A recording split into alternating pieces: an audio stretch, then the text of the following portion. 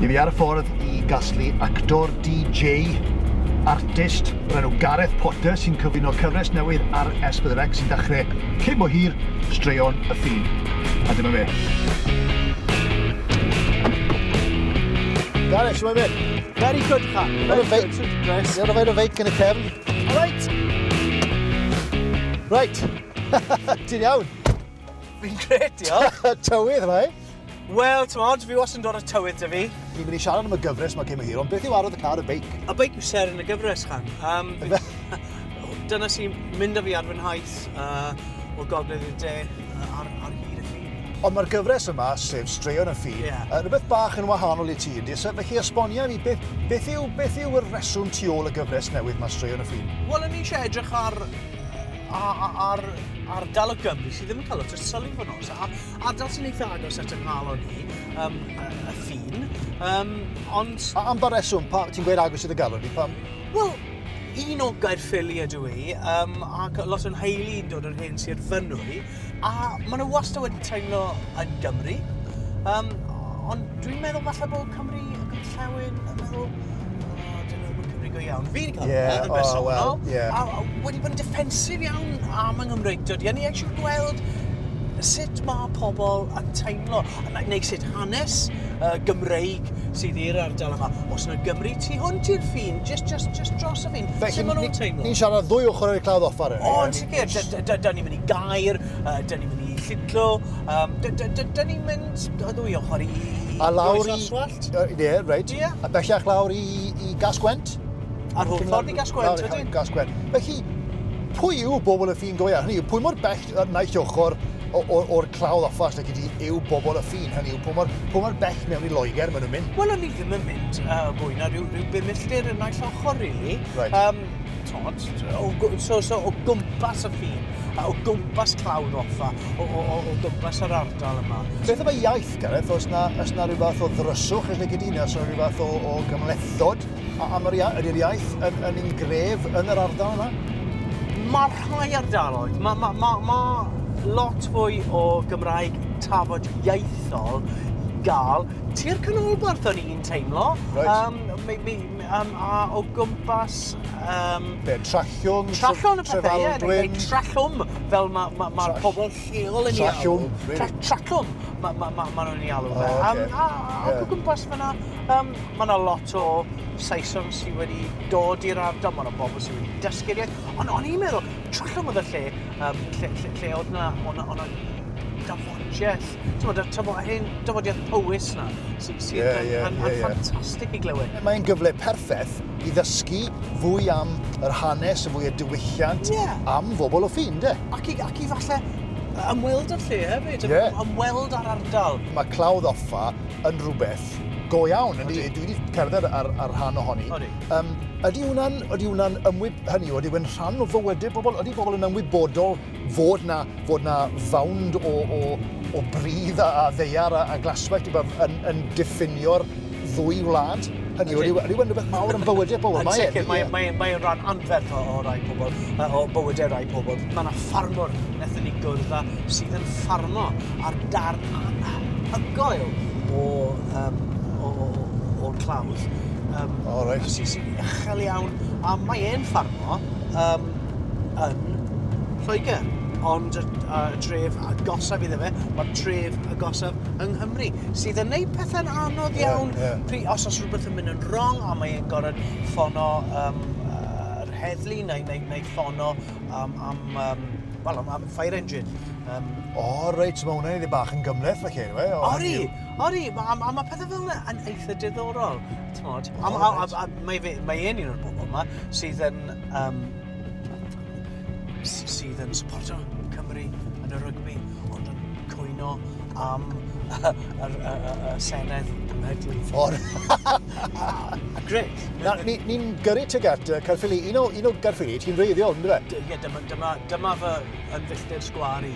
Reit, oce. Na re, esbonio fi, beth yw'r stori mae fi'n glywed y ti, a beth y ti'n neud yn Wrexham amser nes ti a rhaid y ffrindiau di benefynu i be? Symud y ffin, Gareth? Ie, ni benefynu bod ni'n symud y ffin. Ni'n cael cwbl o drinks. O, oce, reit.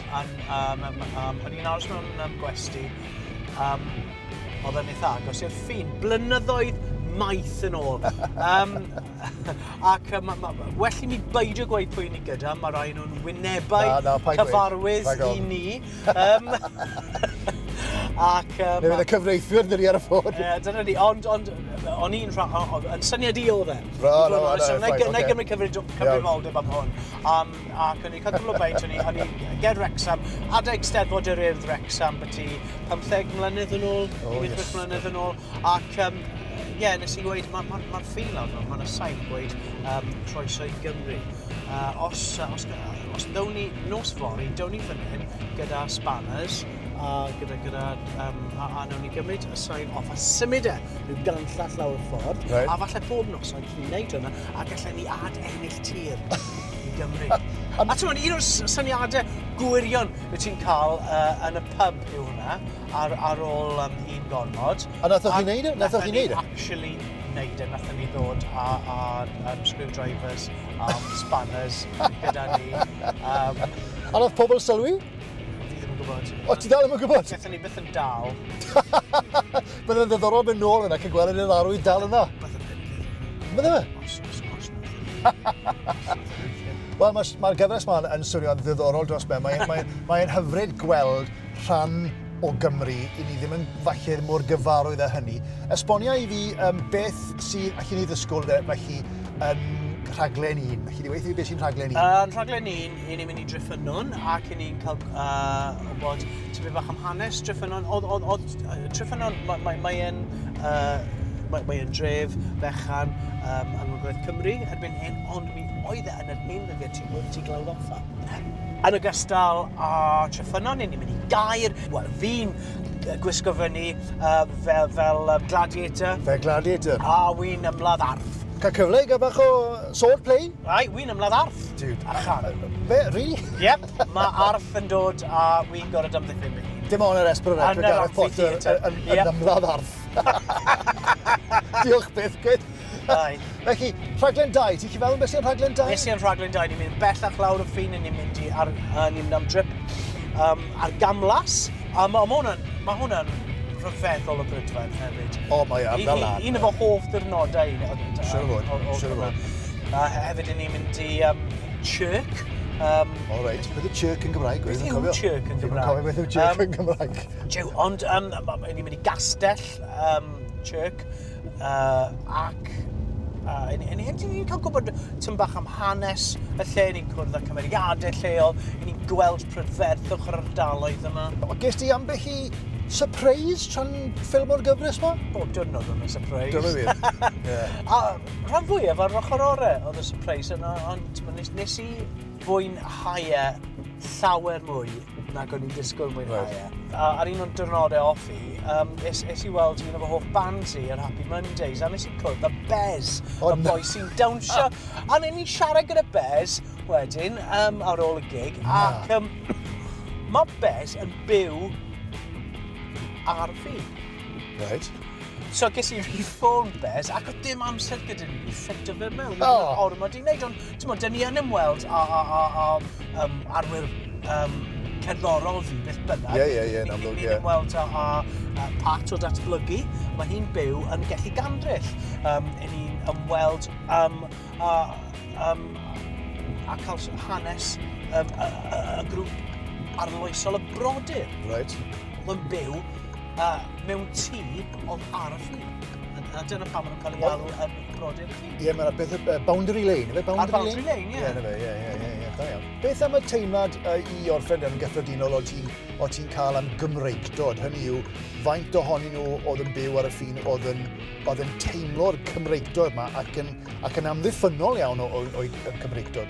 Yn gyffredinol, dwi'n meddwl bod pobl y ffin yn teimlo Gymreig. Iawn, hyd yn oed os dyn nhw ddim yn methu llawer iawn o'r iaith neu yn siarad rhugl. Right.